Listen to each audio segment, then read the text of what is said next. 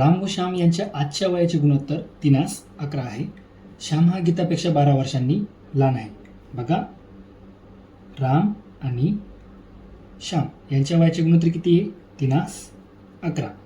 श्याम हा गीतापेक्षा 12 वर्षांनी लहान आहे, म्हणजे श्यामपेक्षा गीता किती वर्षांनी मोठी आहे? 12 वर्षांनी. श्याम अधिक 12 वर्ष बरोबर गीताचं वय झालं.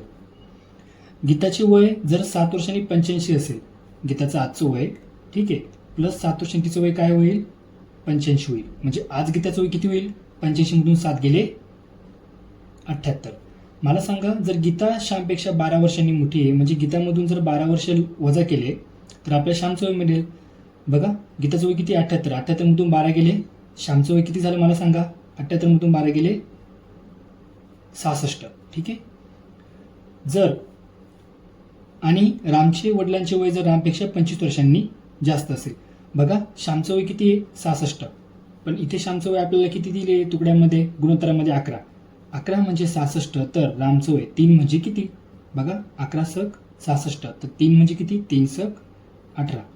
रामचं वय किती आलं मला सांगा? रामचं वय किती आलं मग? 18. रामच्या वडिलांचे वय रामपेक्षा 25 वर्षांनी जास्त आहे. बघा, रामचे वडील बरोबर रामपेक्षा 25 वर्षांनी जास्त. रामचं वय किती आलं आपलं? 18. 18 अधिक 25 किती? बघा, 8 5 13, आजचा 1 1 1 2 आणि 2 43. मग रामच्या वडिलांचे वय किती आहे? रामच्या वडिलांचे आजचे वय किती आलं आपलं? 43 वर्षे.